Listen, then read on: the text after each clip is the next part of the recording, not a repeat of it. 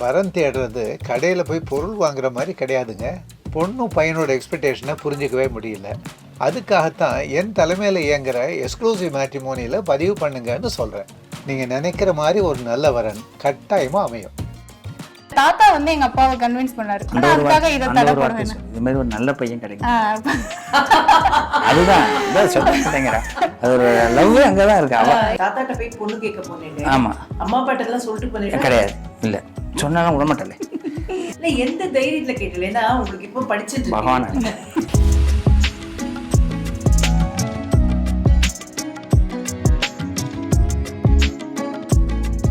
அப்போ அந்த வாழ்க்கை பயணத்தை தொடங்கின பொழுது உங்களுக்கு ஒரு பெரிய சேலஞ்ச் இருந்திருக்கும். ஒன்று வந்து ரொம்ப போட்டிகளுக்கு நடுவில் இந்த பொண்ணை நீங்கள் கல்யாணம் பண்ணிட்டு இருக்கீங்க. முன்னாடி பேசும்போது ஒரு தடவை சொல்லியிருக்கீங்க, கல்யாணத்தன்னைக்கே எல்லாரும் வந்து த்ரிட்டனிங் பண்ணாங்க, எப்படி அந்த பொண்ணு மாறி போயிடுங்கிற மாதிரி. அவ்வளவு போட்டிகளுக்கு நடுவில் நீங்கள் ஒரு கல்யாணத்தை பண்ணி இந்த பொண்ணை மகாலட்சுமி மாதிரி வீட்டுக்கு அழைச்சிட்டு வந்திருக்கீங்க. அப்போ உங்களுக்கு என்ன சேலஞ்ச் இருந்திருக்கும்? இந்த ஆர்த்தடாக்ஸ் ஃபேமிலியையும் பேலன்ஸ் பண்ணணும், இவங்களையும் ரொம்ப வசதியாக வாழ வைக்கணும்னு. இதை எப்படி மேனேஜ் பண்ணி? உண்மையிலேயே அந்த நேரம் வந்து எனக்கு கடுமையான நேரம். என் பொண்ணு பிறக்க வரைக்கும், என் பொண்ணு பிறக்கிற வரைக்கும் நாங்கள் ஃபினான்ஷியலாக இதை கீழே இறங்கிடக்கூடாதுங்கிறதுல நான் ரொம்ப தெளிவாக இருந்தேன். அதுக்கான இவங்க ஃபுல் மாரல் சப்போர்ட். நீங்கள் நம்பினா நம்புங்கோ, நம்பலைன்னா போங்க. ஒரே ஒரு விஷயம் சொல்கிறேன், என் பொண்ணு பிறக்கிற வரைக்கும் என் ஆத்துக்காரி என்கிட்ட ஒரு வார்த்தை கூட எனக்கு இது வாங்கி கொடுன்னு கேட்டதே கிடையாது. அந்த ஒன்று தான் நான் பேலன்ஸ் பண்ணி அந்த இடத்துலேருந்து வெளியில் வந்தேன். நான் அவள்கிட்ட கேட்பேன், ஏதாவது கேளுடி, எதாவது நான் வாங்கி தரேன் அப்படின்னுவேன். ஆனால் சும்மா வச்சு நான் வார்த்தை அப்படின்னா என்கிட்ட இருக்கோ இல்லையோ, என்கிட்ட ஒரே ஒரு வார்த்தை மட்டும் சொல்லுவேன், அவள் எது கேட்டாலுமே நடந்துடும் அப்படின்னு சொல்லுவேன். அந்த ஒரு வார்த்தை மட்டும்தான் இன்றைக்கி வரைக்கும் எல்லாமே நடந்துட்டுருக்கு. ஆனால் அதை மட்டும் நான் பேலன்ஸ் இல்லாமல் கரெக்டாக சொல்லிகிட்டே இருப்பேன் உங்களுக்கு. ஆனால் ஒரு நாள் கூட எனக்கு அதை பார்த்துட்டு இது போகணும், இந்த எங்கள் ஆற்றுக்கு போகணும்னு அவனை கேட்க மாட்டான். இப்போ தீபாவளி வருது போங்க, நான் தான் சொல்லுவேன், வாரி உங்கள் ஆற்றுக்கு போவோம் அப்படின்னுவேன். அவள் வந்து நான் கிளம்பணும் அப்படின்னு சொல்ல மாட்டேன், நான் தான் அவளை ரொம்ப ப்ரெஷர் பண்ணி அழைச்சின்னு போகணும். அப்போ வந்து என்னென்னா அந்த ஆசையை என்கிட்ட எப்படி என்னை புரிஞ்சுட்டு அதை பண்ணான். அந்த இடம் வந்து எனக்கு கடவுள் கொடுத்த கிஃப்ட். அதுதான். அதில் எங்கள் அம்மா அப்பாவுக்கும் இது ஒரு பெரிய சந்தோஷம். ஏன்னா இவ வந்து சில பேர் இன்றைக்கெல்லாம் குடும்பம் வந்தோடனே தனி கொடுத்தனத்துக்கு கஷ்டம் போகிறான். இன்னொன்று வேறு யாராவது ஒரு ஃபேமிலியாக இருந்தால் கூட இந்த ஃபேமிலி எனக்கு ஒத்து வராது, வா கிளம்பு அப்படின்னு சொல்லியிருக்கலாம், சான்சஸ் இருந்திருக்கலாம். ஆனால் வந்து இதெல்லாம் ஏன் காதுக்கே வராது. நான் இவ படுற கஷ்டம் என் கண்ணில் பார்ப்பேன், அதை மாற்றுறதுக்கு நான் ஐடியா பண்ணுவேன். ஆனால் பட் வந்து என் காதில் வந்து புகாருங்கிறது டுடே வரைக்கும் எங்கள் அம்மா அப்பா பற்றி இவன் என்கிட்ட சொன்னது கிடையாது. எங்கள் அம்மா அப்பா இவளை பற்றி புகார் சொன்னது இல்லை. இதுதான் உண்மை. புகார் வந்தால் தானே நான் யோசிக்கணும், ஆனால் அதை யோசிக்கலை. ஆனால் ஃபினான்ஷியல் ஸ்டேட்டஸ்க்காக கொஞ்சம் ரொம்ப தடுமாறினேன். அது வந்து இவளால் மட்டும்தான் என்னுடைய ஃபினான்ஷியல் ஸ்டேட்டஸை நான் வளர்த்துக்க முடிஞ்சது. ஸோ என்னெல்லாம் பண்ணீங்க உங்களோட ஃபினான்ஷியல் ஸ்டேட்டஸை வளர்த்துக்கிறதுக்கு? இன்னைக்கு ஓரளவு நல்ல வசதியாக இருக்கு. அதுக்கு என்னெல்லாம் இந்த பிஸ்னஸ், அதாவது நிறைய கோவில்ல இருந்து இவரோட அந்த பேங்க் இதுல இருந்து வேற மாறணும், நம்ம தொழில் ரீதியா வேற மாறணும், டிரான்ஸ்ஃபர்மேஷன் வேணும். இது நமக்கு ஏதோ பிரைவேட் கம்பெனில ஒர்க் பண்ணிட்டு இருந்தாரு. அதுக்கப்புறம் அப்பா அஸ்ட்ராலஜி டிஏ வந்து படிச்சுட்டு இருந்தேன். அப்பா அஸ்ட்ராலஜரா? அதாவது எங்க ஃபேமிலியில வந்து எங்க மாமா இவ எல்லாருமே அஸ்ட்ராலஜி தான். எல்லாருக்குமே வாக்கு சித்தம் ஏற்படும். எல்லாருமே அஸ்ட்ராலஜி படிச்சிருக்கிறவா தான் உங்களுக்கு. அந்த வாக்கு சித்தம், எங்க தாத்தாலாம் ஒரு வார்த்தை சொன்னாருன்னா அது அப்படியே பழிச்சிடும், என்ன சொன்னாலும் பழிக்கும். எங்கள் மாமனாரும் அஸ்ட்ராலஜர் தான் உங்களுக்கு. எல்லாருமே அஸ்ட்ராலஜர் தான். இன்றைக்கி தான் எல்லாருக்கும் தெரியுது. அன்றைக்கெல்லாம் நாங்கள் சொல்கிற வார்த்தை தான், எல்லாருமே வந்து வாக்கு தான் கேட்பா, அந்த வார்த்தையை கரெக்டாக சொல்லுவோம், அது கரெக்டாக படிக்க ஆரம்பிச்சேன். படித்து அது கல்யாணம் ஆகி கடைசி அந்த 1 இயர் எண்ட்லேயே வந்து நாங்கள் ப்ரொஃபஷனலை மாற்றிடணும். அதுதான் ஃபர்ஸ்ட் சூஸ். நீங்கள் கேட்டதுக்கு அதுதான் ஃபர்ஸ்ட் சூஸ். ஏன்னா இதே லைஃப்பில் போனால் நம்மளால் கண்டிப்பாக ஃபினான்ஷியல் ஸ்டேட்டஸை பண்ண முடியாது. அப்படி இருக்கும்போது அது நம்ம ஃபினான்ஷியலாக ஸ்டேபிள் ஆகிறதுக்கு நம்ம ப்ரொஃபஷனல் மாற்றணும், நம்ம இவர் படிக்கணும், கோவில் என்ன புரோகிதம் அதை கற்றுக்கணும், ஆகமம் கற்றுக்கணும் அப்படிங்கிற அந்த ஸ்டேட்டஸில் அந்த இதில் இருந்தார். குழந்தை வேண்டாம், நம்ம ஒரு 2 இயர்ஸ் கழித்து நம்ம ஸ்டேபிளாக பார்த்துக்கிற மாதிரி வந்தோடனே அவள் குழந்தை பிறந்து அவளை வளர்க்குறதுக்கு சரியாக இருக்குங்கிற முடிவு 2 பேருமே எடுத்திருந்தோம். 2001 கல்யாணம் ஆகிடுத்து. 2005 தான் பாப்பா பிறந்தா, ஒரே பொண்ணு தான். அதனால் அந்த இது வரைக்கும் நாங்கள் ஃபினான்ஷியலாக ஸ்டேபிள் ஆகிட்டோம் ஓரளவுக்கு. இது பண்ணதுக்கப்புறம் ஆனால் மெயின் நாங்கள் வந்து ஃபினான்ஷியலில் கெட்டிக்காரத்தனமாக வெளியில் வந்ததுக்கு காரணம் நாங்கள் 2 பேரும் பெரிய அளவில் ஆசைப்படாதது தான். நான் வந்து இப்போ நான் வேலையை முடிச்சுட்டு திருக்கடையூருக்கு என்னுடைய நண்பர் வந்து எப்படி ஃபினான்ஷியலாக நான் மாற்றணும், என்ன பண்ணலான்னு தெரியல அப்படின்னு. அப்போ வந்து என் நண்பர் சொன்னார், நீ திருக்கடையூர் வாயேன், இங்கே வந்து சாந்திக்கு வா, இங்கே 60, 70, 80 சாந்தி நடக்குது, நீ இங்கே வா, இங்கே நம்ம வந்து அம்பாள்கிட்ட வந்துரு, நம்ம வந்து அம்பாள் உனக்கு நல்ல மாற்றத்தை கொடுப்பா அப்படின்னு என்னுடைய நண்பர் தான் அந்த இடத்துக்கு அழைச்சார். இல்லை இப்போ அங்கெல்லாம் வந்து அந்த பரம்பரை குருக்கள் வந்து இருப்பாங்க. அது வந்து குருக்கள்ங்கிறது அந்த முறை குருக்களும் இருந்துகிட்டே இருப்பாள். கோவிலில் 6 முறை குருக்கள் 8 முறை குருக்கள்னு இருப்பாள். அங்கே சாந்தி நடக்கும், 60, 70, 80 சாந்தி நடக்கும். அது யார் வேணா அது வந்து அவள்கிட்ட நம்ம ஒர்க் பண்ணணும். அந்த 60 அப்போ ஒரு குருக்கள் கிட்ட நான் ஒர்க் பண்ண சேர்ந்தவங்களுக்கு, அதுல இருந்து டெவலப் பண்ண ஆரம்பிச்சவங்களுக்கு லைஃபே அதில் தான் ஃபர்ஸ்ட் ஸ்டார்ட் ஆனது. ஸோ அதை பண்ணிட்டே இருந்தீங்க. அப்புறம் இந்த ஜோசியம் ஜாதகத்துக்குள்ள எப்போ வந்துருந்தீங்க? அதாவது அது எப்படின்னா, இது ஒரு பெரிய மிராக்கிள். என்னுடைய லைஃப்பில் வந்து கல்யாணம் முடிஞ்சது, என் பொண்ணு பிறக்கிற வரைக்கும் எனக்கு அந்த ஐடியாவே இல்லை. 2004 கன்சீவ் ஆகிறவங்களுக்கு அந்த 2004க்கு பிறகு வந்து இந்த அஸ்ட்ராலஜி புத்தகத்தெல்லாம் எடுக்கிறேன். மீண்டும் படித்ததெல்லாம் அப்படியே வச்சுருக்கிறேன், திருப்பி எடுக்கிறேன், திருப்பி எல்லாத்தையுமே பார்க்குறோம் உங்களுக்கு. அப்போ ஒரு குருநாதர் எனக்கு கிடைக்கிறார். அவர் சில சூட்சமங்களை சொல்லி கொடுத்தார். இதுதான் செய்தி, இதுதான் இது அப்படின்னார். அதோடைய வெளிப்பாடு தான் இன்னையோடைய வளர்ச்சி. அப்புறம் திருக்கடியூர் போனதுக்கப்புறம் அம்பாள் மேலே பற்று அதிகமாக ரொம்ப. அந்த அம்பாள் என்னை எப்படி தான் மிராக்கலாக மாற்றினான்னு எனக்கு தெரியாது. நான் என்ன கேட்டாலும் தருவான். நான் எனக்கு மனப்பூர்வமாக சொல்கிறேன், அம்பாள்கிட்ட ஒன்று பேசுனா அது எனக்கு நடக்கும். அது ரொம்ப அங்கே போய் சுவாமிகிட்ட நின்று நேருக்கு நேரெல்லாம் பேசணும்னு இல்லை. ஒரு பிளேஸ் இருக்குது, அந்த வாசல் ஒரு இடத்துல இருக்குது, அந்த இடத்துல வந்து உட்காந்துட்டு பேசுவேன். அங்கே உட்காந்துட்டு அம்மா நினச்சாங்கன்னா போதும். அப்படி தான் அம்பாள் வந்து என்கிட்ட ஃபுல் அண்ட் ஃபுல் நான் என்ன நினச்சாலுமே நடக்க ஆரம்பிக்கும். அது எனக்கு நடந்த ஒரு பெரிய மிராக்கிள். அப்புறம் இந்த குருநாதர் கிடைக்கிறாரு. குருநாதருக்கு அப்புறம் இதை ஃபாலோ பண்ண ஆரம்பிச்சு அப்புறம் இதை ப்ரொஃபஷனலாக என்ன பண்ணணுங்கிறதுக்கு ஐடியா பண்ணி அப்போ தான் திருக்கடையூர் கோவில் ப்ளஸ் அஸ்ட்ராலஜி இது ரெண்டும் என்னை வந்து சேருது. ஹோமங்கள் என்ன எல்லா முறைகளுமே அலங்காரத்துல இருந்து எல்லாமே கத்துட்டு அந்த லைன். நீங்க வந்து இதுவா புரோகிதர் மரபா இல்லைன்னா குருக்கள் மரபா? கோயில் பூஜை தான் வந்து உங்களுக்கு எல்லாமே தெரியணும். ஆகமம்னா அலங்காரத்துல இருந்து ஆரம்பிச்சு எல்லாமே அவ அப்பாட்டே எல்லாமே கத்துட்டாரு. அப்பா அருமையா அலங்காரம் பண்ணுவார், ஒண்ணுமே இல்லாம அலங்காரம் பண்ணுவார். அதுல கத்துனோம். அவ அப்பா 7 வயசுல இருந்து கோவில்ல பூஜை பண்றதுனால சிவாலயம் பூஜை தான் உங்களுக்கு. ஒரு கோவில்ல இருக்கிற அவளுடைய குடும்பம் அப்படிங்கிறது அந்த குடும்பத்துல இருக்கிற ஆண்களை விட பெண்களுக்கு தான் சிரமம் ஜாஸ்தி நான் பார்த்த வரைக்கும். ஏன்னா நீங்க பல விஷயத்த நீங்களே சொல்லிட்டீங்க.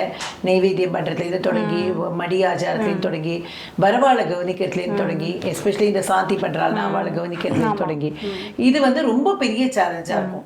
இப்ப அவர் வந்து ஒரு பிரைவேட் கம்பெனில இருக்காரு, அதுலேருந்து கொஞ்சம் பெட்டரா போதாருன்னா அவருடைய வேலை அது. நீங்க மாட்டி வீட்டுல இருந்து குழந்தைய பாத்துக்கலாம். ஆனா உங்களுக்கு அந்த பணியும் ஜாஸ்தியா இருக்கும். அப்ப அந்த டிரான்சிஷன்லாம் உங்களுக்கு அடாப்டபிளா இருந்ததா? இல்ல கொஞ்சம் கஷ்டமா இருந்தது. நம்மளும் அதுல சேர்ந்து முன்னேறோங்கிற ஒரு நம்ம அதுக்கு தடையா எந்த விதத்திலயுமே இது இருக்கக்கூடாது. அவர் ஒரு வார்த்தை சொன்னாருன்னா அதுல 2 வார்த்தை இன்னும் அதிகப்படுத்துறதுக்கு நம்மளால என்ன முடியுமோ அதை செய்யறதுக்கு தான். ரொம்ப நல்லா பேசுறீங்க, ரொம்ப நல்ல அருமையான விஷயம். அதனால அவர் இந்த மாதிரி ஏதாவது ஒரு விஷயம் இது பண்ணணும், ஹோமம் இப்படி பண்ணணும் அப்படின்னா அதுக்கு எல்லா திங்ஸும் வாங்கிட்டு வர்றதுல இருந்து அதுல, ஏன்னா அவரோட வேலைகள் காலம்புற 4 மணிக்கு ஆரம்பிச்சதுன்னா 1:30 மணி வரைக்கும் போகும். அப்ப ஆத்த கவனிச்சுக்கிறதுல இருந்து எல்லா விஷயங்களுமே. கணபதி ஹோமம் ஒரு கல்யாணமா இருக்கட்டும், கணபதி ஹோமமா இருக்கட்டும், என்ன சஷ்டியத்தை பூர்த்தி ஆத்துல போய் பண்ணி வைப்போம். எந்த ஜாமானும் இன்னைய வரைக்கும் நான் போய் வாங்கினதில்லை, எல்லாமே இவ சேகரிச்சு வச்சிருவா. அப்ப வந்து 2 பேருக்கும் இருக்கிற அந்த ஒரு பாண்டு தான் எங்களோட லைஃபோட அந்த ஆச்சாரம். அவரை வேலை செய்யறதுக்கு எல்லாமே ரெடியா இருக்கும். கார்ல ஏத்திட்டு டிரைவர் ஏத்தி நான் எடுத்துட்டு போகணும், அவ்வளவுதான் என்னோட வேலை. அங்க போய் பார்ட்டியை சாட்டிஸ்ஃபைட் பண்ணணும், அதான் என்னோட வேலை. இதுதான் என்னுடைய ஒர்க் நடந்துட்டு இருக்கும். இவ எல்லாமே அந்த இடத்தெல்லாம் பண்ணிடுவா. ஆனா எதுவும் நான் சொன்னது கிடையாது. நீ போய் பண்றியான்னு கேட்க மாட்டேன். நான் வந்து சொணக்கமா ஆத்துல உட்காந்துருப்பேன். இப்போ வந்து என்ன பண்ணலான்னு, இப்போ உனக்கு என்ன பிரச்சனை, என்ன பண்ணணும் அப்படின்வா. இல்லைப்பா இதெல்லாம் ரெடி பண்ணப்பா, மாயில வாங்கணும், அதை செய்யணும், அதை ஜாமான் வாங்கணும். சரி நான் சாயந்தரம் 7 மணிக்கெல்லாம் ரெடி ஆகிடும் அப்படின்டுவா. இது வந்து அப்படியே பழக்கமாயிடுது. அவளே அப்புறம் செய்ய ஆரம்பிச்சு. எங்கள் மாமியார் எல்லாமே அது மாதிரி நீங்கள் சொல்கிற மாதிரி இப்போ குலதெய்வம் கோயிலுக்கு வரவாளுக்கு அவ்வளோ கவனிப்பு, எல்லாம் ரெடி பண்ணி வைக்கிறது, நிறைய நேவேத்தியம் போடுறது, கோவிலுக்கு நேவேத்தியங்கள். அது ஒரு பெரிய வேலை. மரக்கா 4 மரக்கா 8 மரக்கா அப்படி மார்கழி மாசமெல்லாம் ஏதோ திருவிழா மாதிரி இருக்கும். காலம்பரை 12:30 1 மணிக்கு எந்திருந்து அவ கிண்டதை பார்க்க. நான் முதல் வருஷம் கல்யாணம் ஆகி வந்து எனக்கு இதெல்லாம் ரொம்ப புதுசா இருந்தது. ஏன்னா கோவில் பக்கமே நாங்க என்டர் ஆனது இல்லை. அப்பா அந்த லைனே கிடையாது. அப்பா பிசினஸ் பேண்ட் ஷர்ட் அந்த இதுலயே இருந்தோம். இங்க வந்து அப்பா வந்து கடை ஸ்பேர் பார்ட்ஸ் வச்சுட்டு இருந்தாரு, ஃபுல்லாவே எடுத்து பண்ணிட்டு இருந்தாரு. அப்போ வந்து எனக்கு இது ரொம்ப புதுசா இருந்தது. இல்ல ஆனா உங்க மனசுல வந்து எப்படி இருந்தாலும் இதோட நம்ம வாழ்க்கை இதுதான் என்னோட ஜர்னி, இதுதான் அப்படிங்கறது அது ரொம்ப பெரிய விஷயம். உண்மையிலேயே இன்னைக்கு என்ன நடந்துட்டு இருக்கு அப்படின்னாக்கா, குருக்கள் குடும்பங்கள்ல வந்து பெண் கிடைக்கிறது ரொம்ப கஷ்டமா கஷ்டமா இருக்கு. இருக்கு. அதுக்கு ரொம்ப முக்கியமான இது என்னன்னா, விவசாயிகளுக்கும் குருக்கள் குடும்பத்துக்கும் பெண் கிடைக்கிறது கஷ்டமா இருக்கிறதுக்கு காரணமே அங்க வேலைகள் ஜாஸ்தி அப்படிங்கிறதுக்கு தான். அதனால இப்ப பெண்கள் எல்லாத்தையுமே விரும்புறது என்ன அப்படின்னா ஒயிட் காலர் ஜாப், சாக்ரிஃபைசிங் நிறைய பண்ணணும். நிறைய பண்ணணும். அந்த சாக்ரிஃபைசிங் பண்ற மனநிலை வந்து இன்னைக்கு நிறைய கம்மியா இருக்கு. அப்படிங்கிறதுனால தான் எல்லா இடத்துலயும் வந்து எல்லாருடைய குலத்தையும் கோத்திரத்தையும் சொல்லி இந்த குடும்பத்துல கல்யாணம் ஆகணும்னு வேண்டிக்கிற குருக்களுக்கு அவர்கள் வீட்டுல கல்யாணம் ஆகலைங்கிறது ஒரு அது என்ன காரணம்னா, எங்க மாமியார் வந்து ரொம்ப அந்த ப்ரொஃபஷனல்ல ரொம்ப ரசிச்சா. இப்ப எனக்கும் அதே இது கொண்டு வந்தா. இப்ப என் பொண்ணும் அடிக்கடி சொல்லுவா, கோவில் பூஜை பண்றது பெரிய விஷயம், அது பெரிய அந்த தாட் அவளுக்குள்ள இருக்கணும். நம்ம வந்து என்னன்னா, இப்ப இதே எங்க மாமியார் இன்னொரு விதமா வந்து என்னால ஒரு விசேஷத்துக்கு போக முடியல, என்னால இந்த வேலையை பார்க்க முடியல, உண்மையா எந்த விஷயம் எல்லா முகூர்த்தனாலும் அவர் பிஸியா இருக்கும்போது எந்த விசேஷம் போக முடியாது. தீபாவளி பொங்கல் கண்டிப்பா கோவிலுக்குள்ளதான் இருக்கணும். அப்ப எந்த அப்ப அந்த சாக்ரிஃபைசிங் இருக்கணும். அதை சாக்ரிஃபைசிங்கா இல்லாம அதை நல்ல விதமா. இப்ப என் பொண்ணு என்ன சொல்லுவான்னா, அப்பாவோட ப்ரொஃபஷனல் அவளுக்கு ஏன் பிடிக்கும்னா, அவருக்கு இந்த லீவு நாள்ல வெக்கேஷன்ல நிறைய போகலாம், ஜாப்ல அந்த மாதிரி போகவே முடியாது. இவ வந்து லீவு இவளுக்கு ஆடி மாசம்லாம் பாத்தீங்கன்னா அவ வெக்கேஷன் நல்லா போகலாம், பட் வந்து ஜாப்ல அந்த மாதிரி டைம் ஸ்பெண்ட் பண்ணவே முடியாது. சோ அந்த தாட்ட வந்து பசங்களுக்கு நம்ம சொல்றது விதத்துல தான் இருக்கு. சொல்றதுங்கிறத விட வாழற விதம். அதனால எங்க மாமியார் வந்து அந்த குருக்கள் ப்ரொஃபஷன் அந்த அவளோட அந்த இதை வந்து என்ஜாய் பண்ணா, அதே தான் எனக்கும் புகுத்துனா. ரொம்ப நல்ல விஷயம். எனக்கு இதுல வந்து நான் வந்து திரும்ப திரும்ப இப்ப வந்து நிறைய கப்பல் இன்டர்வியூ பண்ணும்பொழுது நாங்க சொல்றதே இதுதான். இது வந்து அடுத்தவா பாக்குறவாளுக்கு ஒரு டேக் ஹோம் மெசேஜ். ஆனா உண்மையிலேயே சொல்றேன், எங்களுக்கு இது டேக் ஹோம் மெசேஜ். ஏன்னா நிறைய விஷயங்களை வந்து நாமே நிறைய விஷயங்களை கத்துக்கணும் அப்படிங்கிற ஒரு மெசேஜ் வந்து எல்லாருடைய லைஃப்லயும். எங்க மாமியார் நான் பட்ட கஷ்டத்தை எல்லாரும் படக்கூடாதுன்னு சொல்ல மாட்டேன். நான் இந்த சௌரியமா இருக்கேன், இதே சௌரியத்தை நீயும் ஒரு அப்படின்னு. ரொம்ப நல்ல விஷயம். சோ அம்பாள் உங்களுக்கு நிறைய விஷயங்களை சொல்லிட்டு இருக்கா. இப்ப வந்து நீங்க இந்த புரோகிதத்தை தாண்டி இன்னைக்கு இந்த ஜோசியம் ஜாதகத்துல கடந்த 4-5 ஆண்டுகளாக ரொம்ப தீவிரமா இறங்கியிருக்கீங்க. எவ்வளவு வருஷம்னு எனக்கு தெரியல, நான் பாக்குறத சொல்றேன் உங்களுக்கு. எனக்கு தெரிஞ்சு 2008க்கு அப்புறம் முழுசா இதுல முழுமையா இறங்கியாச்சு. என்ன உங்களுக்கு என்ன தோணித்து? நம்ம வாக்கு பதிக்கிறது நம்ம இறங்கலாம் தோணித்தா? என்ன தோணி? இல்லை, ஓப்பனாகவே சொன்னால் எனக்கு 2008 ஒரு ஆக்சிடெண்ட். சரி. எனக்கு வந்து ஒரு மைண்டில் வந்து இந்த இடத்துல கொஞ்சம் ஹெட் இன்ஜுரி ஆச்சு. அது ரெக்கவர் ஆகி வந்ததுக்கு அப்புறம் இவரோட அந்த ஆக்சென்ட் வந்து கோவில்ல எல்லாருக்குமே ரொம்ப தெரிய ஆரம்பிச்சது. இவர் இருந்தா நல்லா இருக்கும் அப்படிங்கறது தெரிய ஆரம்பிச்சது. மக்கள் நிறைய அந்த இல்லாம கேப் இருந்தது வந்து நிறைய பேரோட கான்டாக்ட் வந்து ஏன் இவர் இல்ல இந்த இடத்துல, ஏன் அவர் இல்ல அப்படிங்கறது தெரிய ஆரம்பிச்சோன்னா, அப்ப இதுக்கு நம்ம இன்னும் ஸ்டெப் எடுத்து பண்ணணுங்கிற முழு நேரமா அதை அப்பதான் என்னுடைய முழு அஸ்ட்ராலஜி அங்கதான் ஆரம்பமானது. அப்ப என்னன்னா படிக்கிறோம், அந்த படிக்கிற அந்த நேரத்துக்கு அது கரெக்டாக மைண்டில் வரும் உங்களுக்கு.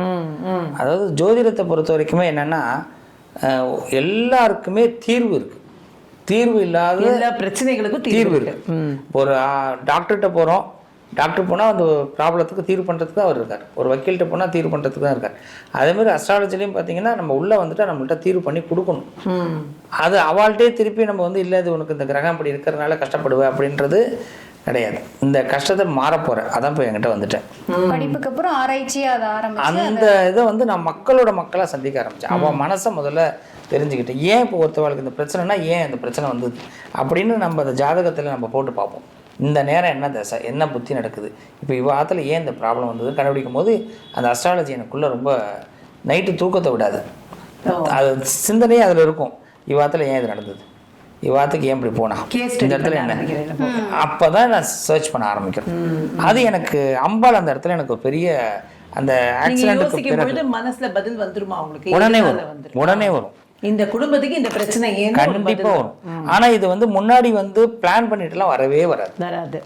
அது எதுவுமே அந்த பிளானிங்லயே இருக்காது. என்னோட என்னெல்லாம் தெரியும் அதுல, அதாவது அவர்களுடைய முன்வினை தெரியுமா, அப்புறம் பூர்வ ஜென்மம் என்னங்கிறது தெரியுமா, அப்புறம் அவங்களுக்கு வந்து ஏதாவது பித்திருக்களுடைய அதாவது பெண்டிங் விஷயங்கள், பித்திருக்கள் சாபம்னு நம்ம சொல்றோம், பித்திருக்களுக்கு அவங்க செய்ய வேண்டியது ஏதாவது இருக்கு அது தெரியுமா, அதே மாதிரி இந்த இதெல்லாம் சொல்றாங்கல்ல ஏவல் வச்சுட்டாங்க எல்லாமே தெரியுமா ஜாதகத்துல? முதல்ல ஒரு ஜாதகத்தை வந்து பாக்குறோம்னா ஃபர்ஸ்ட் அவ பாக்குற நேரம், என்னுடைய எந்த நேரத்துல வந்து அவ உட்கார்றான், அவ என்ன நம்பிக்கையோட வந்து உட்கார்றான், இதை ஃபர்ஸ்ட் நம்ம பார்த்தோம்னா அவளுக்கு முன்வினை இருக்கா இல்லையான்னு தெரிஞ்சிடும்.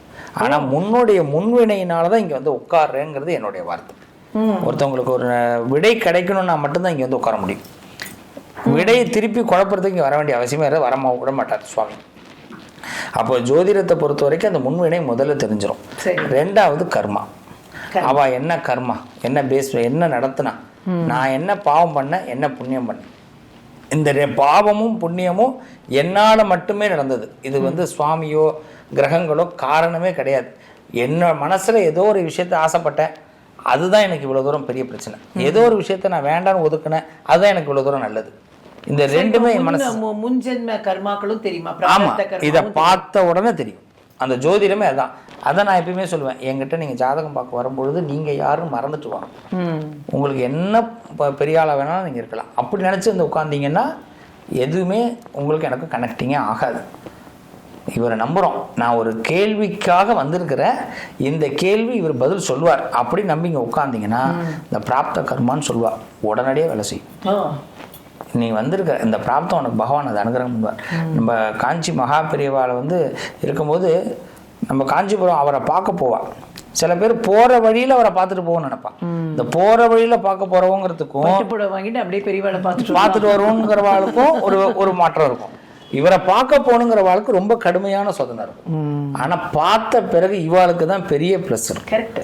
இல்லை, அது எத்தனையோ பேர் எக்ஸ்பீரியன்ஸ் நடந்திருக்கேன். இதுதான், இவ்வளோதான். இந்த செய்தி மட்டும் மைண்டில் எல்லா இடத்துலையும் பதிவு பண்ணணும். ஸோ இப்போ வந்து நமக்கு இது பிராரப்த கர்மா என்னங்கிற வரைக்கும் நீங்கள் கண்டுபிடிச்சி. ஆமாம்.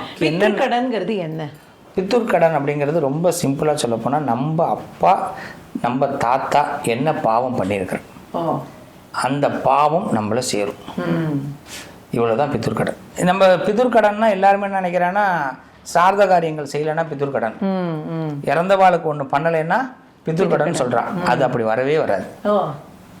நான் சார்ந்த காரியங்கள் கண்டிப்பாக பண்ணணும். அதாவது பித்தூர் கடனுக்கும் சார்த காரியங்களுக்கும் நம்ம வேறுபடுத்தி பார்க்கணும். வெறும் சார்த காரியங்களையும் பண்ணிட்டோம்னா பித்தூர் கடன் நீங்கிடுங்கிறது கிடையவே கிடையாது. சரி, இப்போ நம்மளுடைய தாத்தா இல்லை அவர்களுக்கு முன்னாடி இருக்கிறவா 7 தலைமுறை பாவம் நம்மளுக்கு வந்து சேர்றதுன்னா என்னதான் பண்ண முடியும்? நம்ம ஃபஸ்ட்டு கேட்க வேண்டியது மன்னிப்பு தான். ரொம்ப சிம்பிள். சுவாமி கிட்ட சரணடைகிறது தான் நம்மளோட முதல் வழி. எங்க தாத்தா ஏதோ தப்பு பண்ணியிருக்கிறார், எங்க அப்பா ஏதோ தப்பு பண்ணியிருக்கிறாரு, நான் ஏதோ தப்பு பண்ணியிருக்கிறேன். தப்புனா என்ன? மனசால ஒத்தவாளை வருத்தப்பட வைக்கிறது தப்பு. சரி, நான் யாரையோ வருத்தப்பட வச்சிருக்கிறேன், அதனால என்னை உணர வைக்கிறதுக்கு நீ ஏதோ ட்ரை பண்ற பகவானே, நான் உணர்ந்துட்டேன் அப்படின்ட்டாலே நம்மளுடைய எல்லா கடனும் கிளியர் ஆயிடும். சரணாகதி, அவ்வளவுதான். அவரை தாண்டி எதுவுமே நடக்காது. சுவாமி கிட்ட நம்ம சரணம் அடைஞ்சிட்டோம்னா நீங்க போய் நீங்க ராமேஸ்வரம் போக வேண்டாம், காசி போக வேண்டாம், பரிகாரம் பண்ண வேண்டாம். இவரை தாண்டி தான் அடுத்தது எல்லாமே. நீங்க இந்த எல்லா பரிகாரமும் பண்ணிட்டு வந்துட்டு நான் சுவாமி கிட்ட மட்டும் மன்னிப்பு கேட்கலன்னா இது எதுவுமே நடக்காது. எல்லாமே அதுக்கப்புறம் நீங்க அவளுடைய தசாபுக்தி பார்த்து சொல்லணும் என்ன பண்ணணும். அடுத்தது என்ன? ஜோதிடத்தை பொறுத்த வரைக்கும் ஃபர்ஸ்ட் ஒரு வர நேரத்தை நான் சொன்னேன். அதுக்கு அடுத்தது என்ன திசையில பிறந்தா என்ன புத்தி நடக்குது. இப்போ நம்மளோட லைஃப்ல கோச்சாரம்ங்கிறது ஒரு விஷயத்த கன்ஃபார்மா நடத்த போறது. நமக்கு வந்து இப்போ ஒரு வீடு கட்டணும். கோச்சாரம்னா இன்றைய நிலையில கிரகங்கள் எங்கெங்க இருக்கு, சரி, அதான் கோச்சாரம். இன்னைக்கு வந்து சனி பகவான் எங்க இருக்கார், உங்க ராசிக்கு எத்தனாவது இடத்துல இருக்கா, அந்த கிரகம் வந்து நமக்கு சாதகமா இருக்கா இல்லையா. அவ வந்து அந்த கிரகம் சாதகமா இருந்ததுன்னா உங்களுக்கு அந்த ஈஸியா ஒரு மூமெண்ட் நடக்கும். இப்போ உங்களுக்கு ஒரு பஸ் வாங்கணும், இல்லை ஒரு மண்டபம் கட்டணும், இல்லை நல்லா நீங்கள் ஹோட்டலில் போய் சாப்பிட்ணுன்னா அந்த கிரகங்கள் நல்லா இருக்கணும். அது இருந்தால் இது நடக்கும். ஒரு அர்ச்சகரை போய் கேட்கற வேண்டியது இன்னைக்கு என்ன திதி, அஸ்ட்ராலஜரை போய் கேட்க வேண்டியது எனக்கு இன்னைக்கு என்ன புத்தி. இப்போ நாள் பார்க்கணும், நட்சத்திரம் பார்க்கணும், ஹோரை பார்க்கணும், அஷ்டமி நவமி திதி பார்க்கணும், அதுக்கப்புறம் நம்ம என்ன தசாபுக்தி நடக்கிறதுன்னு பார்க்கணும், கோச்சாரம் பார்க்கணும். இது எல்லாத்தையும் பார்த்து ஒரு வேலையை எப்படி செய்யறது? அதுக்கு தான் இப்போ நான் என்ன சொல்கிறேன்னா, நாள் நட்சத்திரம் இதெல்லாம் பார்த்து பண்ணுறோமோ இல்லையோ, புத்தியை ஃபஸ்ட்டு லாஸ்ட்லேருந்து வருவோம். நம்ம ஃபஸ்ட்லேருந்து போக வேண்டாம். புத்தி நமக்கு நன்னா இருந்தால் நல்ல நாள் பார்க்க வச்சிரும். நீங்கள் எதுவுமே தோணாது, உங்களுக்கே நல்லது தான் தோணும். நீங்கள் பார்க்குறது எல்லாமே நல்லதாகவே தெரியும். உங்களுக்கு நெகட்டிவே வரவே வராது. உங்களாலே தான் அனுபவிக்க முடியும். தினசரி நம்மளோட புத்தியோட கான்செப்ட் தான் நமக்கு வேலை செய்யும். ஒரு நாள் ஃப்ரெஷ்ஷாக அந்த உருவாகுது அப்படின்னா நீங்கள் கால்குலேட் பண்ணி ஏஞ்சாலுமே மாறி மாறி நடக்கும். நமக்கு எல்லாமே தப்பாக நடக்கும். ஒரு ஷூட்டிங்காக அந்த ஷூட்டிங்கே சரியாக பண்ண முடியாது. என்னடா அப்படின்னா நம்ம அந்த புத்தியை வந்து நம்ம மைண்டை ஏற்றிக்காது. நமக்கு இன்றைக்கி சனி புத்தி நடக்குது, இந்த வாட்டி சனி புத்தி நடந்துட்டுருக்கு, நம்ம இந்த இடத்துல ஏதோ தப்பு பண்ணியிருக்கோம் நம்மளால் மனசை ஏற்றுக்கவே ஏற்றுக்காது. அதுதான் சந்திராஷ்டம். அப்போ நம்ம ரெண்டே 2 விஷயத்தை பார்த்தா போதும், ரொம்ப பார்க்க வேண்டாம். சந்திராஷ்டமும் புத்தி, இது ரெண்டையும் பார்த்தா கோச்சாரத்தை நம்மளால் வலுப்படுத்த முடியும். ஓகே. ஸோ இப்போது நீங்கள் நிறைய வீடியோஸ் உங்களோட நான் பார்த்துருக்கேன். இப்போ நீங்கள் வந்து அந்த அந்த ஃபேஸுக்கு எப்போ வந்திருந்தீங்க? அந்த வீடியோ இல்லை அதான் இப்போ யூடியூப்ல நல்லா பண்ணலாம், இப்போ இத்தனை நாளாக நீங்கள் வந்து ப்ரைவேட் இல்லை, எல்லாமே அம்பாள் அனுகிரகம். சரி. இது உண்மையிலேயே அபிராமி அனுகிரகம். ஒரு நாள் நான் வந்து இதே திருக்கடையூரில் வந்து ஒரு சாந்திக்கு உபன்யாசம், அங்கே வர்ணனை உபன்யாசம் பண்ணிட்டு இருக்கோம். அந்த சாந்தியை பற்றி தெளிவு கொடுத்துட்டுருக்கோம். அதை ஒருத்தர் பார்க்குறார், நீங்கள் என்ன பேசுகிறீல, நீங்கள் ஏன் வந்து யூடியூப்பில் பேசினா என்னன்னு கேட்டார். ஆனால் என்கிட்ட இருக்கிற ஒரே ஒரு ப்ளஸ் என்னென்னா, நான் என்றைக்குமே சான்சஸை மறுக்க மாட்டேன். ஓகே, அதுக்கு என்ன பேசிடலாம், என்றைக்கு பேசலாம் சொல்லுங்க அப்படின்ட்டு. இது இப்போ இன்னொருத்தவாக இருந்தால் என்ன பண்ணியிருப்பா அப்படின்னா, ஐயோ அதெல்லாம் நமக்கு செட் ஆகாது அப்படின்ட்டு நான் அதை பற்றி அதுக்கு என்ன பேசுவோம், அது என்ன வருது என்ன பேசுவோம் அப்படின்ட்டு. இல்லை இப்போ அப்படின்னா நான் நாளானிக்கு வச்சுக்கலாமான்னார். நாளானிக்கு வச்சுக்கலாமே அப்படின்ட்டு மறுக்கவே இல்லை, நாளானிக்கு வச்சுக்கலாம். இந்த சந்தர்ப்பங்களை நான் மறுக்காததுனால தான் இன்றைக்கி நம்ம அடுத்த ஸ்டேஜுக்கு வரும். ஆமாம், ஒரு வாய்ப்புகளையும் நம்ம மறுக்கலை. ஆனால் அதே வாய்ப்பு எனக்கு முடியாத வாய்ப்பை நான் எடுத்துக்கல. எனக்கு அவர் என்கிட்ட இருக்கிறத ஒரு விஷயத்த சுட்டி காட்டுறார், நீங்கள் இப்படி பண்ணலாமே, உங்கள்கிட்ட இந்த திறமை இருக்குது பண்ணலாமான்னு கேட்டார். பண்ணலாமே. ஸோ அந்த வீடியோ எடுத்தார் அவ. ஆமாம், அடுத்த ஒரு 4 நாளில் ஷூட்டிங். 4 நாளில் ஷூட்டிங். ஒரு அது எதுவுமே கிடையாது. பார்த்தீங்கன்னா ஒரு 2 டியூப் லைட்டை வாங்கி வச்சுட்டு ஒரு செவரில் உட்காந்துட்டு நானும் இந்த கேமரா மட்டும் தான் இருக்கும், அதுவும் எதில் எடுத்தோம், செல்ஃபோனில் தான் ஃபர்ஸ்ட் ஆரம்பம். அந்த ஐடியாலஜி அவர் எப்படி பண்ணணும், ஸ்டார்ட் பண்ணணும்னு அவர் சொல்லி கொடுத்தாரு. 2008 இருந்தே லோக்கல் சேனல்ல எல்லாம் வந்து இந்த வார ராசி பலன், இந்த வாரம் எப்படி, இந்த மாதிரி இந்த மீடியா ஜேர்னி இவருக்கு அப்பையில இருந்தே கொஞ்சம் கொஞ்சமா இருந்துட்டே தான் இருந்தது. அப்பப்போ வெக்கேஷன் மாதிரி அது யாரோ ஒருத்தவங்க என்ன கரெக்டாக அந்த இடத்துல ஏதோ கூப்பிடுவோம். அந்த மீடியா இது உள்ள வந்தது. யூடியூப்னு ஸ்டார்ட் பண்ணது இப்போ ஒரு 4 வருஷத்துக்கு முன்னாடி அவர் மூலியமா. யார் அவர்? இவரும் உங்களுக்கு அதுக்கு கைடன்ஸ் கிடைச்சது? ஆமாம். ஒரு ராசியை பத்தி நீங்க பேசும் பொழுது வீடியோஸ் நிறைய போடணும் அப்படிங்கிறதுக்காக நிறைய பேசுற மாதிரி தோன்றதா, இல்ல அவ்வளவு விஷயங்கள் அது உள்ள இருக்கா? இன்னும் நிறைய இருக்கு மாமி. ஓகே. அதை வந்து பேசணும்னு எனக்கு ஆசை வரும். நான் எனக்கு என்னை பொறுத்த வரைக்குமே நான் அஸ்ட்ராலஜிங்கிறத விட நிறைய பேர் சில குழப்பத்தில் இருக்கிறான், அதுக்கு ஏதாவது ஒரு தீர்வு கொடுக்கணும்னு நினச்சிட்டே இருக்கேன். இதுதான் என்னுடைய பெஸ்ட். அதனால் வந்து இதை கண்டிப்பாக போட்டாகணுங்கிறதெல்லாம் கிடையாது. ஒரு மெசேஜை கொடுக்கணும், ஏதாவது ஒரு மெசேஜ். ஆனால் அந்த மெசேஜ் வந்து 2 நிமிஷம் தான் இருக்கும். 2 நிமிஷத்தில் மெசேஜை கொடுத்துடலாம். முன்னுரையும் பின்னுரையும் இருந்தால் தான் அந்த மெசேஜ் கரெக்டாக போய் வேலை செய்யும். அதுக்காக என்னுடைய சேனலில் 10 நிமிஷம் ஆகும் ஒரு மெசேஜ் போகிறதுக்கு. என் ஆத்துக்காரியே சொல்லுவா, கொஞ்சம் ஃபாஸ்ட்டாக தான் பேசேன். அவருக்கு அப்படியே ஆத்துலையுமே அப்படியே பேசி பழகிடுது, எல்லா விஷயத்தையும் விரிவாக சொல்லி சொல்லி. அதனால எனக்கு என்னென்னா, அவளுக்கு நம்ம பேசுகிற விஷயம் போய் சேரும் கரெக்டான விதத்தில். 10 நிமிஷமும் அவள் கேட்க மாட்டான், அதில் ஏதோ ஒரு பாயிண்ட் அவளுக்கு போய் சேர்ந்துடும். அப்படிங்கிறதுனால அந்த இன்னைய வரைக்குமே நான் வந்து ஆசையாக தான் அதை பண்ணிட்டுருக்கேன். நான் அந்த சேனல்னாலே ஒரு ஆசை. அதை விட என்னென்னா, ஒருத்தவ யார்கிட்ட என்கிட்ட ஜாதகம் பார்க்க வந்தாலே இப்போ சரி, அவள்கிட்ட பேசுகிறதும் அவ்வளோ நாடி பேசுவேன். சீக்கிரமாக அதை முடிக்க மாட்டேன். வீட்லயே உட்காந்து பார்க்குறீங்களா? அதில் ஆஃபீஸ் தனியாக மாடியில் வச்சுருந்தேன். எல்லாமே காரைக்கால். இப்போ ஒரு பர்சனலான கேள்வி. இப்போ நீங்கள் வந்து அவங்க 6ஆம் கிளாஸ் படிக்கிறதுலேருந்து லவ் பண்ணி அப்புறமா கல்யாணம் பண்ணிட்டு, ஸோ கண்டிப்பாக ஜாதகம் பார்த்துருக்க மாட்டேன். ஜாதகம் உங்கள் 2 பேரோட ஜாதகம் பார்த்து கல்யாணம் பண்ணிட்டு பார்த்துக்கல. ஆனால் இன்னைக்கு வந்து கல்யாணம் அப்படின்னா ஜாதகம் பார்க்கறது ரொம்ப அவசியம்னு ஃபீலிங் இருக்கு. இதை எப்படி பார்க்குறேன் இல்லைங்க? நான் என்னுடைய சேனலில் நான் நிறைய இடங்களில் சொல்லியிருக்கிற ஒரே ஒரு வார்த்தை தான், நீங்கள் ஜாதகம் பார்க்குறது அவருடைய மனசு. ஆனால் முதல்ல பொண்ணும் பையனும், பையனுக்கு பொண்ணை பிடிச்சிருக்கணும், பொண்ணு வீட்டுக்கு பையன் வீட்டை பிடிச்சிருக்கணும், பையன் வீட்டுக்கு பொண்ணு வீட்டை பிடிச்சிருக்கணும். இது 2மே முக்கியம். இந்த எல்லா பொருத்தங்களும் இருந்ததுன்னா நம்ம பொருத்தம்ங்கிறது பகவான் தீர்மானம் பண்ணுறார். எல்லா இடத்துலையும் ராமர் லக்ஷ்மண சீதா கல்யாணம் எல்லாரும் பண்ணுறா. ஆனால் ராமன் சீதாவை வந்து ஹனுமான் ஒரே ஒரு வார்த்தையில் தான் சொல்லுவார், இவாளுக்கு பொருத்தம் இருக்குது கல்யாணம் பண்ணலான்றார். அந்த பொருத்தம் வந்து அது மாதிரி தான் இன்றைக்கி எல்லாருடைய பொருத்தமுமே. நான் வந்து என்னென்னா, பேசிக் பொருத்தம் பாருங்கள் போதும், ரொம்ப போய் பொருத்தம் பார்க்காதீங்க. ஆனால் மனப்பொருத்தம் இல்லாமல் கல்யாணம் பண்ண. எங்கள் தாத்தா, நான் சொன்னேன் உங்களுக்கு 40 கல்யாணம் பண்ணிச்சு. 40 கல்யாணமும் எங்களுக்கு வந்து இப்போ எந்த அஸ்ட்ராலஜியும் பார்க்கல. இதை நான் என் சேனல்லையே சொல்லியிருக்கிறேன். ஏன்னா இன்னைக்கு யாரும் சொல்ல போகலை. ஏன்னா மனப்பொருத்தம் இருந்தது. உனக்கு பிடிச்சிருக்கா, பிடிச்சிருக்கு, எனக்கு பிடிச்சிருக்கு. அந்த ஈகோவும் எங்களுக்குள்ளே வரவே வராது. நம்ம இன்னைக்கு பொருத்தம் பார்த்து மேரேஜ் ஏன் மைனஸ் ஆகுது, ஏன் பொருத்தம் பார்க்குறோம்னா, இன்னைக்கு என்னை பொறுத்த வரைக்கும் எல்லாரும் கல்யாணம்னா பயப்படுறான். இந்த பொருத்தத்திலேயே பல பேருக்கு கல்யாணம் ஆகாமல் போயிடுது. நல்ல வரனெல்லாம் இறந்துடுறான். நல்ல வரன், நல்ல மாப்பிள்ளை இருப்பான், நல்ல பொண்ணு இருக்கும். ஆனால் அந்த பொருத்தம் இல்லைங்க. எனக்கு எல்லாம் ஓகே, பொருத்தம் இல்லைங்க. என்ன பொருத்தம் உங்களுக்கு வேணும்? சுமங்கலியாக இருப்பா, ஓகே தானே? ஓகேங்க. அப்புறம் வேறு என்ன வேணும்? டெய்லி சண்டை சச்சரவு இல்லாமல் இருப்பா, ஓகேவா? ஓகேங்க. வேறு என்ன வேணும்? குழந்தை பிறக்கும், ஆம்பளை பிள்ளை பிறக்கும், நல்ல வாரிசு, நல்ல ஜம்முன்னு இருப்பா, போதுமா? ஓகேங்க. அப்புறம் என்ன? இல்லை, பொருத்தம் இல்லைங்க. இப்போ இந்த 4 தான் தேவை. அவள் ஒரு மைண்ட் பண்ணுவா, 7 வேணும், எனக்கு 10 வேணும். நான் என்ன கேட்குறேன், அந்த காலத்தில் ஒன்று சொல்லுவாள், தினப்பொருத்தம் இருந்தாலும் கல்யாணம் பண்ணி போயிடுவாள். நமக்கு வந்து ரஜ்ஜுலேயே பார்த்தீங்கன்னா இன்றைக்கி நிறைய இருக்குது. நம்ம எல்லாருமே அந்த ஒரு கண்ட ரஜ்ஜுவை மட்டும் தான் எடுத்துக்கிட்டு உள்ளே போகிறான். நமக்கு ஜாதகத்தில் 7ஆம் இடம் 8ஆம் இடம் சுத்தமாக இருந்தால் ரஜ்ஜுவே தேவையில்லை.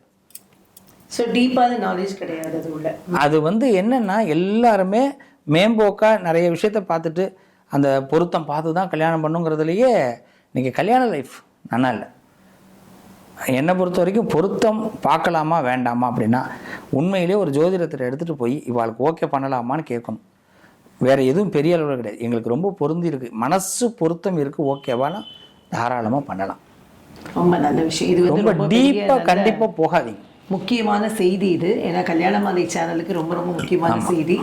ரொம்ப சந்தோஷம். ஆனால் எனக்கு ஒரே ஒரு செய்தி சொல்கிறேன். கல்யாணத்துக்கு முன்னாடி எல்லாரும் பொருத்தம் பார்க்குறேன், கல்யாணத்துக்கு பிறகு யாருமே பொருத்தம் பார்க்க மாட்டேங்கிறேன். எனக்கு அதில் ரொம்ப, நாங்கள் வந்து கல்யாணத்துக்கு முன்னாடி பொருத்தம் பார்க்கல, கல்யாணத்துக்கு பிறகு பொருத்தம் பார்க்குறோம். இப்போ தான் நாங்கள் பொருத்தி பார்க்குறோம். எப்படி எனக்கு உனக்கு கரெக்டாக இருக்கா, நான் உனக்கு சரியாகிறேன்னா, அவளுக்கு சரிப்படுத்திக்கிறேன், அவள் எனக்கு சரிப்படுத்திக்கிறான், இதுதான் பொருத்தம்.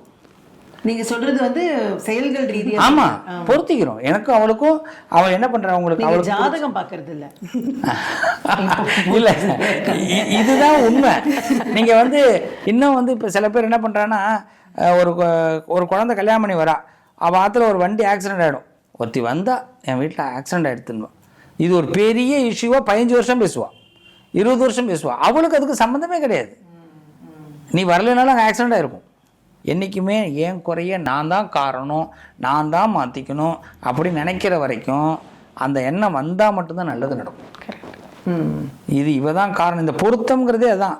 நம்ம எல்லாரும் என்ன பார்க்குறோம், பொருத்தம்னு உள்ளே போகிறோமே தவிர, ஒருத்தர் சொல்லிட்டாருங்க 10 பொருத்தம் அப்படின்வான், எல்லாம் கிட்டக்க நெருங்கி போகும், கல்யாணம் நடக்காது. 10 பொருத்தம் பார்த்தாச்சு, அப்படியே கல்யாணம் நடக்கலை. மனப்பொருத்தம் இல்லை. இங்கே இவா 2 பேரும் டீப்பாக இருந்தானே உனக்கு அடுத்து நடந்துடும். கரெக்ட். எனக்கு என் மாப்பிள்ளையை பிடிச்சிருந்ததுன்னா கல்யாணம் கன்ஃபார்மு. என் மாப்பிள்ளைக்கு என் பொண்ணை பிடிச்சிருந்தா கன்ஃபார்மு. என் ஆத்துக்காரிக்கு அவன் அந்த ஆற்றை பிடிச்சிருந்தா கன்ஃபார்மு. எங்களுக்குள்ளே எங்கேயோ கருத்து வேறுபாடு இருக்குது. நான் வந்து பொருத்தத்தை பேஸ் பண்ணிகிட்டே போயிட்டுருக்கிறேன். கரெக்ட். நீங்கள் அப்போ கேட்கலாம், அப்போ கல்யாண வாழ்க்கை நல்லா இல்லாமல் போயிடுமா? கண்டிப்பாக நல்லாயிருக்கும். நல்ல நாள், நல்ல நட்சத்திரம், நல்ல நாழிகை பார்த்து மாங்கல்ய தாரணம் பண்ணுங்க. சுவாமி மேலே பாரம் போடுங்க. சுவாமி அடுத்தடுத்த ஸ்டெப்பை பண்ணி வைப்பார். ஆனால் அதை விட்டுறோம். நம்ம எல்லாரும் என்ன பண்ணுறோம், அந்த சொல்லுவா, இந்த ஒரு கெசட்டு கையெழுத்து இருந்தால் தாங்க அடுத்து பார்ப்பேன் அப்படிங்கிற மாதிரி அவர் 10 பொருத்தம் சொல்லியிருக்காரு. அப்போ தான் நான் அடுத்த கட்டம் போவோம். அடுத்த பொண்ணுக்கு மாப்பிள்ளைக்கு பொருத்தம் இருக்கா, இல்லை அவாத்துக்கு பிடிச்சிருக்கா, அதெல்லாம் எதுவுமே யாரும் கேட்கறது கிடையாது. அதனால தான் இன்றைக்கி நிறையா கல்யாணத்துக்கு பிறகு பொருத்தங்கள் இல்லாமல் போயிடுது. ரொம்ப நல்ல விஷயம் குருஜி, ரொம்ப நல்லா சொன்னேன்.